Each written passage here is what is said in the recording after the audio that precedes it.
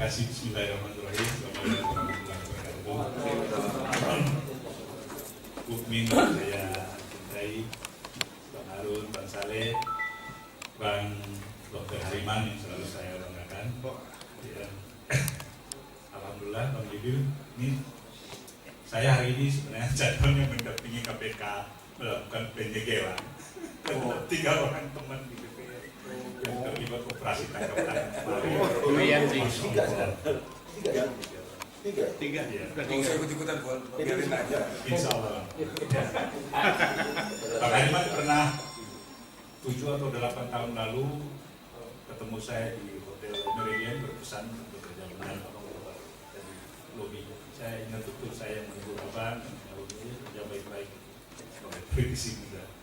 Ya, perkenalan saya dengan Bang Yudil ini saya kira karena aktivitas di PBHI, kami masih kepala-kepala 2. Satu ketika ada dalam buku ini, walaupun detailnya mungkin perlu ditambah, ketika Bang Yudil ini terpilih menjadi ketua Kahwijaya di Hotel Kartika Chandra, ada dalam buku ini. Saya waktu sekjen PBHI akhirnya mungkin terlibat anak tentara melawan Orban. Saya anak prajurit juga, Bang. Tapi dipanggil oleh Kodam Jaya berkali-kali gara-gara Bang Yudil. Saya ingat pangdamnya itu adalah Maijen Suryadi Sudirjan. Kemudian menjadi Gubernur DKI dan Menteri Dalam Negeri. Kasdamnya saya sangat ingat, Brigadir Jenderal Zainal Pasti Palaguna. Pensiunan 2 bintang, pernah jadi Gubernur Sulawesi Selatan, dan diinterogasi habis oleh Kolonel Abdul Kahfi, Kepala Seksi Intelijen. Dan saya tadi Bang Zulfadli dan tidak hadir karena Kolonel Abdul Kahfi bilang, saya kenal sama Abang Zulfadli dan karena saya bekas Dandim Padang, ketika kongres di Padang kalian habis-habisan menolak asas tunggal gitu. Dari Pak Abdul Kahfi itu saya ingat benar, setelah itu jadi wali kota Jakarta Pusat. Iya Pak, ya. Terus ada Wak Aster yang sering menginterogasi saya dengan Kolonel Dedi siapa gitu, sudah. Dan ngotot harus PB itu membatalkan kepengurusan Kahwijaya di bawah Bang Yudil. Saya bilang tidak bisa. Di organisasi kita berbeda. Memang ini adalah senior HMI, tapi dari struktur keorganisasian kalau saya ikuti jalan pikiran bapak-bapak tentara, ya saya menyalahi logika dan struktur berorganisasi itu tidak mendidik. Karena Bang Yudil terpilih secara demokratis di Kartika Chandra. Nah, itu argumentasi, dan akhirnya dibuat semacam panel, pangdamnya hadir, kasdamnya hadir, Intelnya hadir, Waasternya hadir, dan akhirnya debat terbuka kita di Kodam Jakarta di Cililitan. Itu pada pertemuan ketiga atau keempat. Akhirnya kita perang bukan dengan pangdamnya, malah berbalas pantun habis-habisan dengan Pak Palaguna. Jadi dan saya tahu bahwa Bang Yudil ini dari teman-teman saya Busa Sarnubi dan lain-lain. Kalau kita di Cilosari, setelah mengikuti petisi 50 yang paling dahsyat itu kan di kalangan kita di ADHMI, Bang Yudil itu, saya waktu itu bilang Bang Yudil itu sudah mengalami kematian pertama atau terklik dot istilahnya Bang Harun Tamanande. Karena itu dari Cilosari aku dengar cerita waktu ini apoteknya mati, izin praktek dokternya juga nggak bisa, pangkatnya 3 Bang ya, 3 sepanjang masa sampai pensiun. Tetapi yang paling saya waktu itu orang kampung datang ke Jakarta, kemudian lihat kok dokter ada MBA, wah ini ada Abang Futa gitu. Ini juga memicu dalam ketertekanan struktural rejim seperti itu, kok motivasi keilmuannya sangat tinggi ya. Ini salah satu Bang Yudil ini memotivasi saya juga gitu. Ini biar apapun jabatan kita, belajar dan sekolah itu jangan berhenti gitu. Ini luar biasa, malah tadi dalam usia kepala 6 bisa capai doktor, luar biasa ya. Nah, yang menarik juga Bang Yudil, dari buku Bang Yudil ini kebetulan ada Bang Hariman di sini.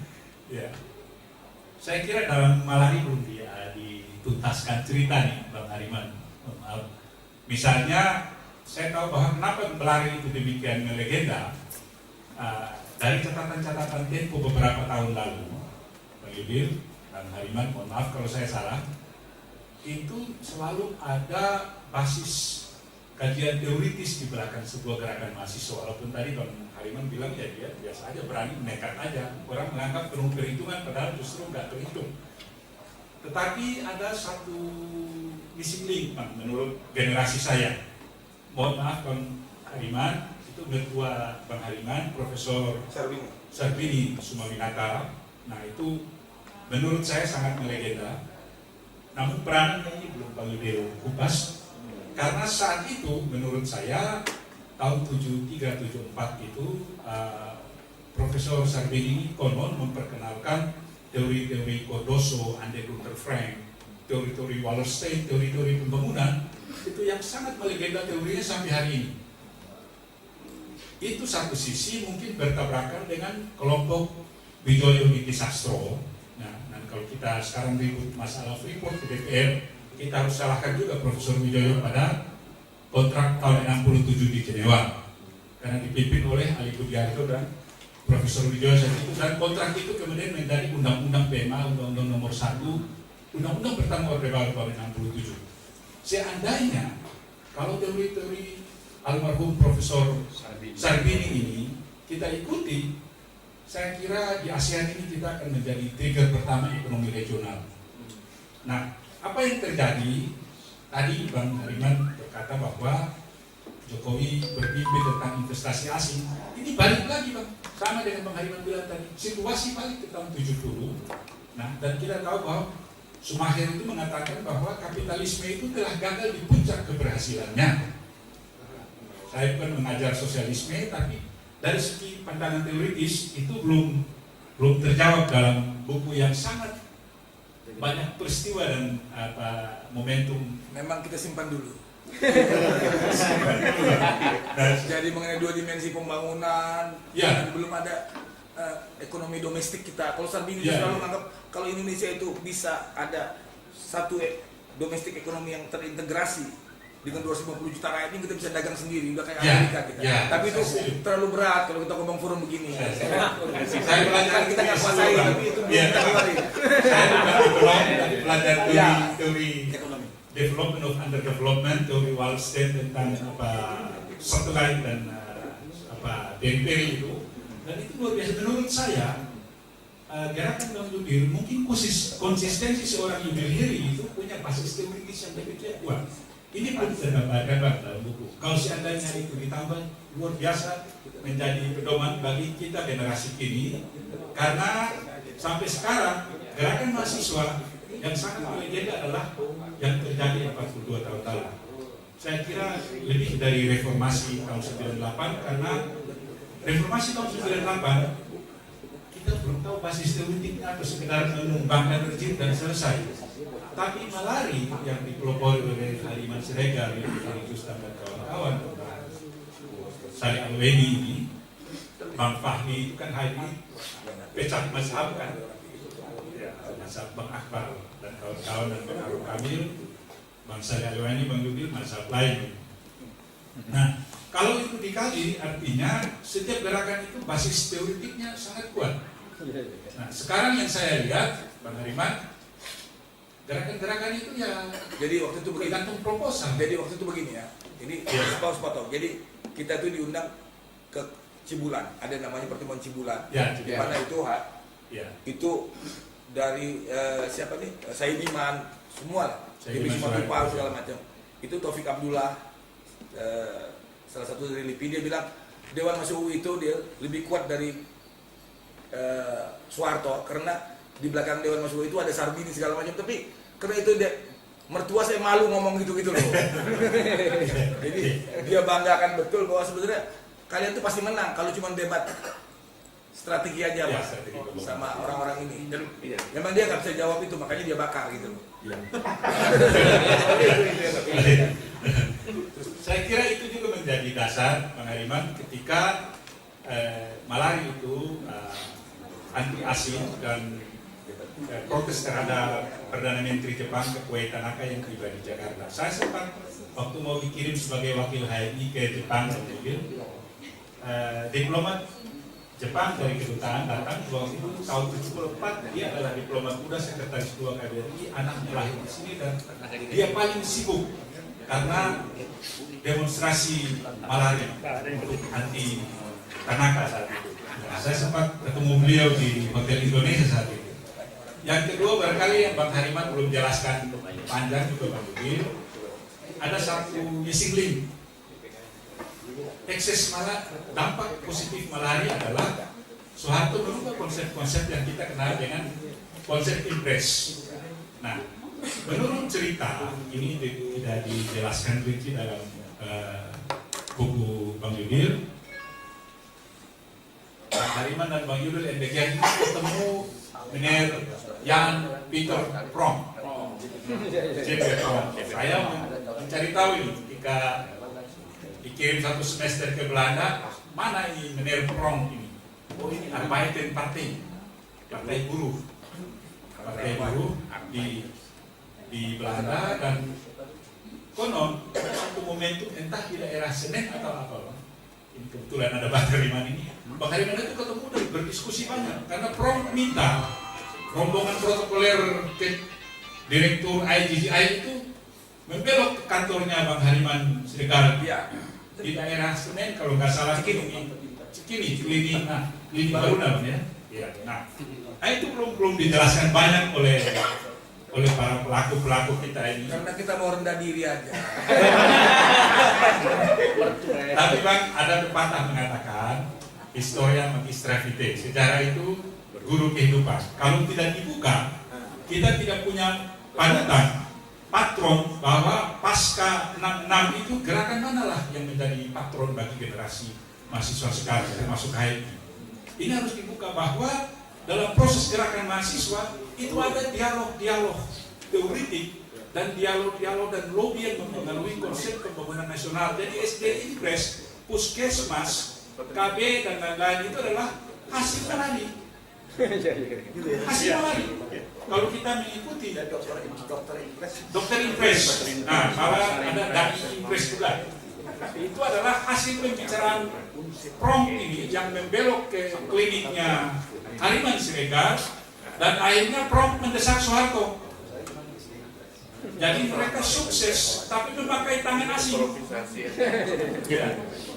Nah, ini belum diceritakan juga. Ya, saya kira itu barangkali yang paling momen ketiga yang paling monumental menurut saya dari Mas Yudil Heri ketika kita diskusi dengan Dr. Paul Wolfowitz akhir tahun Desember tanggal 28 atau 29 di Gedung Yusis, dia duta besar saat itu, dan dalam pidato Michael M. Yaki, Direktur Yusis waktu itu, Indonesia ini akan menjadi negara demokrasi karena ada contoh orang Medan, orang Batak itu akan mempelopori demokrasi di Indonesia menurut Michael M. Yaki dalam pidato pembukaan diskusi itu. Nah, saya bilang kenapa begitu? Ada Dalian Natolu, ada Siregar Kristen, ada Siregar Islam, ada macam-macam, tapi kalau cerita Dalian Natolu semua menyatu di tumpunan Tigo itu. Nah, jadi tadi sama ketika Bang Hariman bilang dipanggil temannya yang Pak Ucok dan abang siapa tadi bilang Karla Hasibuan. Ya, Karla Hasibuan, lu mau pilih sesama partai, lu mau masa lu pilih Arab. Itu sekalian. Nah, dalam dialog itu yang paling monumental, pembicara pertama setelah untuk menanggapi presentasi daripada Paul Wolfowitz adalah Bang Yudil. Materinya tentang terorisme dan berapi-api. Siapakah? Who is the real terrorism in the world? Bang Yudil itu sudah menuduh bahwa Amerika lah yang kerok terorisme dunia. Saat itu kita belum mimpi Al-Qaeda, belum mimpi ISIL, Houthi dan lain-lain, belum mimpi bom Tamrin sama Starbucks. Sarina. Tahun itu Bang Yudil itu dan sangat berapi-api. Gedung Yusis di Metropolitan Center Jakarta, Jalan Jenderal Sudirman. Saya saksi Pak, saya panitia. Nah, menurut saya dari 3 momen ini barangkali Bang Nah, bisa melengkapi buku ini agar ini menjadi patron gerakan mahasiswa pasca Malari. Ya, saya kira karena kita sekarang kalau mau bertanya Bang Hariman, angkatan mahasiswa 98 menumbangkan Soeharto itu gagasan dasarnya apa? Susah mau diterangkan dari mana. Pucuk pemikirannya itu dari guru besar siapa? Wallahu a'lam. Amin Rais bukan. Cak Nur juga sedikit-sedikit. Ini saya waktu 93 itu pro Cak Nur untuk presiden. Bang Jubil dalam buku ini ragu. Ketika Bang Fahri Ali bikin forum di Menteng, dari Ternate datang saya, Pak. Yang saya kritik bahwa kalau Cak Nur mau presiden itu tim kerjanya bukan dosen para Madinah. Karena ini kerja politik harus dikasih ke politik, harus diberikan ke politik, bukan para filosof muda seperti Budi Gunawan. Oke lah, mereka cerdas dalam segi akademik, cuma ini lahannya berbeda. Nah, menurut Bang Yudin ini akal-akalan. Ya, nah kemudian ya itulah Bang Yudin juga ada benarnya. Saya pun waktu itu menggalang di kawasan timur, dari Ambon, dari Ternate, dari Gorontalo, Makassar, Kendari, kita ngumpulin duit. Seberapa pun mampu kita, cuma gitulah, inilah kita yang gagal. Saya kira itu barangkali dari saya, dan yang paling patut kita contohi adalah Bang Yudin Heri ini sama barangkali dengan kata Bang Hariman tadi, saya ini adalah critical person yang patut dicontoh, istiqamah. Ya, apapun ketertekanan kita di bawah rejim politik, tadi Bang Hariman bilang, akhirnya sekarang orang banyak melirik Bang Yudin sebagai tempat berkumpul. Nah ini adalah hal yang patut dicontoh. Itu John Kennedy mengatakan bahwa a nation may fall and rise, a man may die, but an idea lives on. Manusia bisa mati, bangsa bisa bangkit dan tumbuh, tapi sebuah gagasan akan hidup terus. Nah ini buku ini luar biasa, verba valen, scripta manen, katanya Mas Limpi. Berbicara itu sementara, tapi kalau menulis dia akan menjadi abadi. Saya kira itu saja dari saya. Billahi taufiq wal hidayah. Wassalamualaikum warahmatullahi wabarakatuh.